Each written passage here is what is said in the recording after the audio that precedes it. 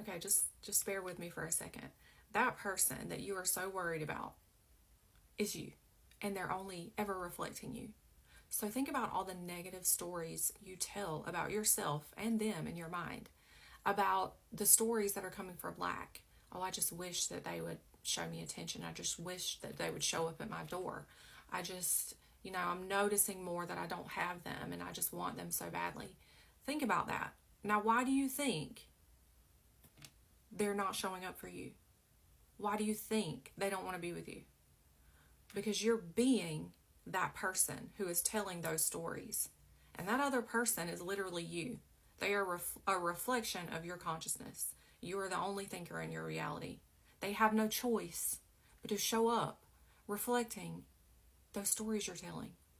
The state of being that you're in. You're being the person who is unwanted. That's not the truth of who you are. That's just who you're being because you don't know any better. Because you have limiting beliefs. Because you're stuck in fear. Because society has taught you to think that way. It's taught you to be disempowered. It's taught you to think that life is happening to you and you have no control over it. Where I am here to tell you that is not the case.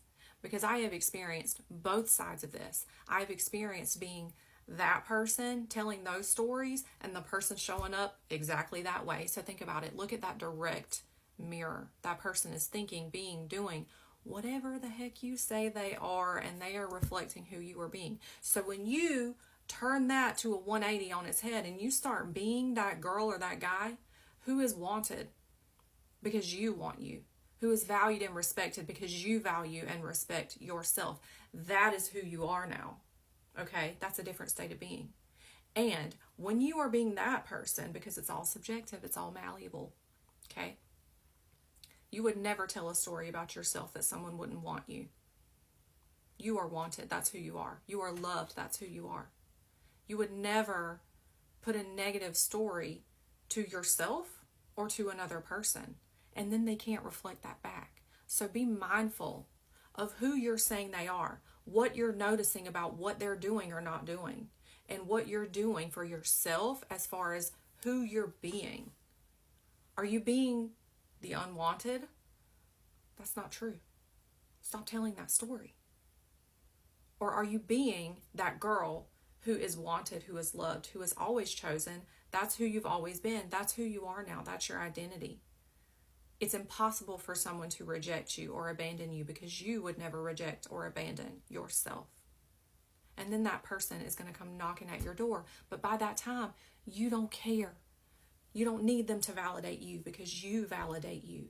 But the funny thing is, because reality is a mirror, when you start validating yourself, they're going to magically reflect that back to you, but you don't need it from them.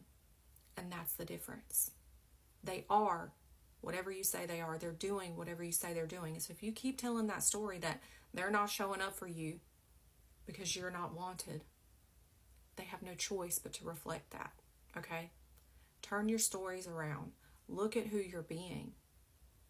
That's how you change it. That's how you change it.